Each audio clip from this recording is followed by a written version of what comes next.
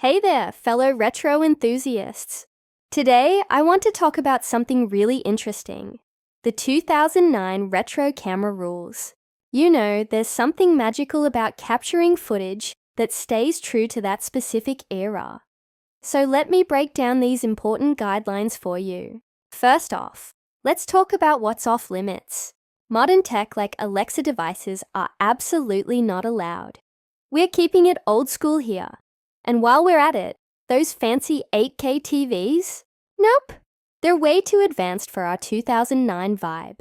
Now, when it comes to gaming, here's what you need to know. The PS3 is totally fine. It's perfect for our retro setup. You can film classics like Gran Turismo 5, but newer games like GT6 are off the table. And speaking of gaming consoles, the PS5 is definitely a no-go.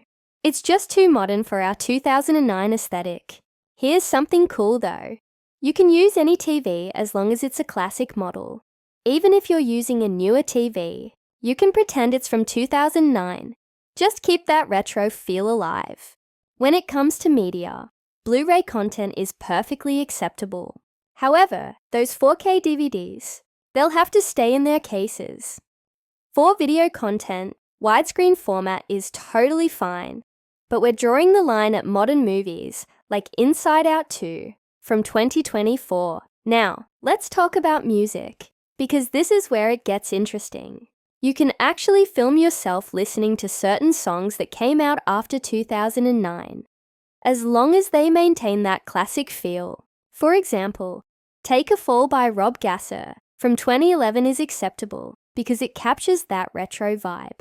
Old school dubstep, like Digital Love by Rob Gasser from 2009, is perfect.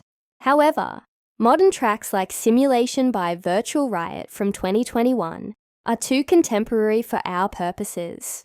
Think of these rules as a time capsule. We're trying to preserve and celebrate that specific moment in time. It's about maintaining authenticity while still having some flexibility. Remember, the goal isn't to restrict creativity, but to create content that genuinely feels like it could have been made